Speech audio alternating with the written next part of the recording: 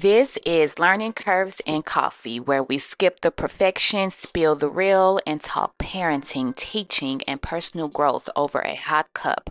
I'm Ivory, a mother, edupreneur, and your caffeinated co-pilot through the meltdowns, meetings, and magical moments. Let's get into it.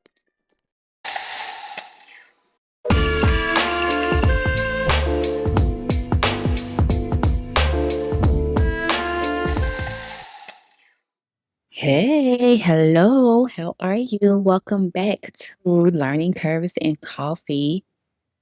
I hope you all are doing well. Good morning, good afternoon, wherever you are listening to this. Today, hold on, let me take a sip of my coffee. Y'all know there was a time I did not drink coffee. It wasn't until I actually had my son that I became like a regular coffee drinker, and now I like to think of myself as a connoisseur. But no, seriously, it's less about the actual coffee and caffeine, which helps, but more about it's a representation, a moment for myself, a moment of silence, a moment to breathe, a moment to exhale or pause. So I appreciate a great cup of coffee. But anyway, today we're going to zoom in. And yes, the pun is absolutely intended for this episode. We are zooming in on technology. We we all feel the pull. We all feel the pull. And yes, the parenting guilt, I'm going to name it.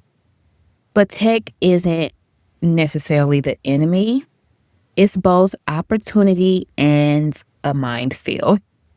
Let's talk about how to handle the screen culture in a way that's sane, smart, and, transparently honest. I don't want to sugarcoat this. Screens are everywhere. According to a recent report, children aged 8 to 18 in the US spend an average of 7.5 hours a day using screens for entertainment alone. That doesn't even count schoolwork or Zoom calls or FaceTiming with, peers or friends. We're talking nearly a full day glued to their screen. And so if your household feels like a constant tug of war with devices, first, breathe. You are absolutely not the only one. Here's the framework I lean into when tech starts to feel like a tug of war instead of a tool, because that's the goal. Like, tech and screen time is a central part of everyone's life, adults and children. And so we want to shift it to being a tool instead of a source of tension. And one of the ways that I do that is by number one, noticing how tech really shows up in our home. So who's watching what and when? So who's watching what and when? And is screen time because of boredom? Is it because of a habit or is it an escape? Right? That's essential to if this is going to be a source of tension or a tool, tech, right? The other thing that I have learned to do, or I'm continually learning to do, is to lean into the facts and reduce the shame. If your teens logged 3 hours after dinner, that's not a failure. It's data, just so that you have clarity on what you need to shift. When I see and feel that Khalil has had too much screen time, I am absolutely someone who will make note of that and decide tomorrow he's going to have an hour less. I'm going to make his no phone time start at 7 p.m. instead of 8, right? And then lastly, shifting my mindset to being like not anti-tech, but more so pro-balance. How do we intentionally harness screen time for connection, creativity, and rest without feeling overwhelmed? So, here are three, I hope, practical strategies to help move from tension and feeling overwhelmed to balance and using tech as a tool. Number one, establish tech free zones in your home. So, pick one area in your home, let's say the dinner table, the bathroom, where screens are simply off limits. This is sacred space because face to face moments are paramount. This is a sacred space because not having distractions and having that one on one human contact is essential. So, having spaces in your home that devices are not allowed. If you're a teacher in the classroom, it's like device free chunk time, group discussions, read out loud, spoken word, right? Like having that balance. So when you hear your child say, like, I don't have anything to do, or you can tell if they're nonverbal, you can tell they're bored and they want to get on their phone. And I do acknowledge that it's different for our children who are neurodiverse because phone is a source of communication for them and a source of regulation, right? That's why I say it's about balance. So with that, infuse some activities to replace screen time. And this will require you parents to be engaged with your child more often than you probably have done because of the tablet or screen time. I did a podcast maybe like a year and a half ago, Rose. I had read a study about how 15 minutes of uninterrupted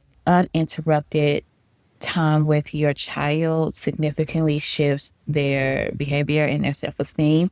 And that's without directives, without, that's not homework or sitting and having a good discussion to parent them. It truly is like no objective. You're sitting and engaging with them with their playtime. If it's building Legos or drawing or coloring or baking a cake, um, making content that they infusing yourself into their hobbies and what they like to do that is not involved with screen time or tech, which means that you would need to provide them with hobbies that don't include screen time or tech, right?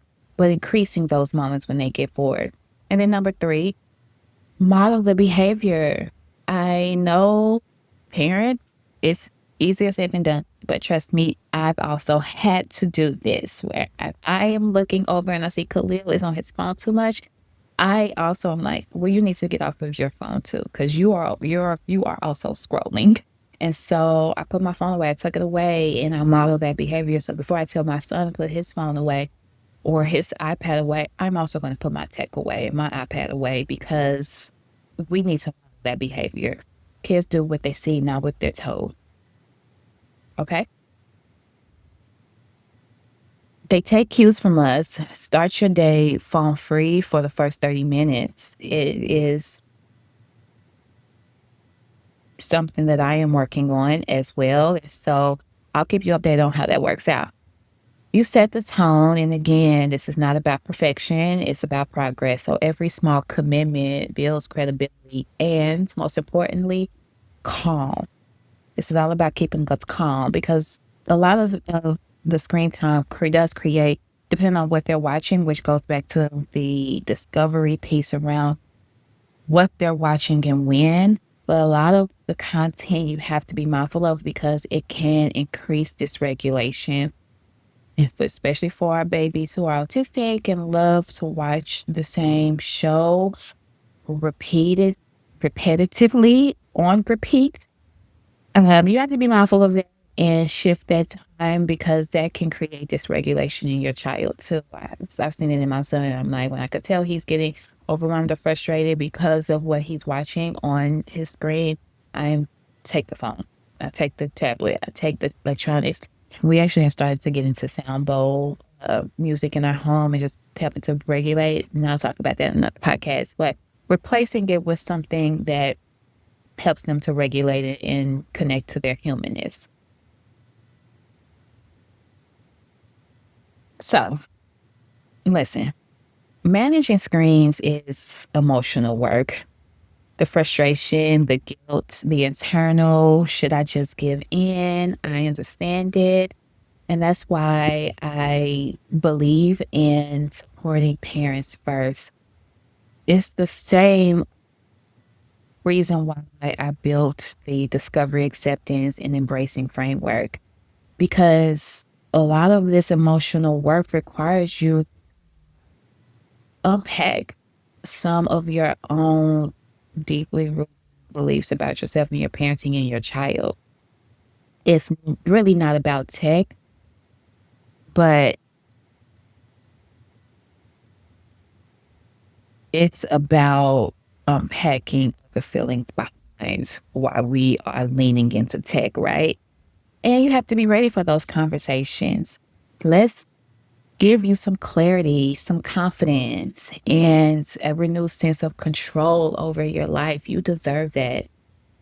If managing tech is making you feel like you're losing a parent child battle, let's unpack that together.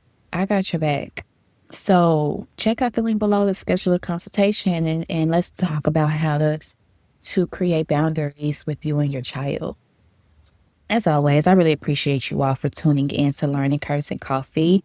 And if this episode sparked a thought, share it with a parent or an educator raising kids in this screen saturated world. I still fundamentally believe human engagement is more essential than screen time, but tech is a part of all of our lives and it's not going anywhere. So it's about balance, balance, balance, balance. Don't forget to follow. And until next time, keep your coffee strong and your tech balance stronger.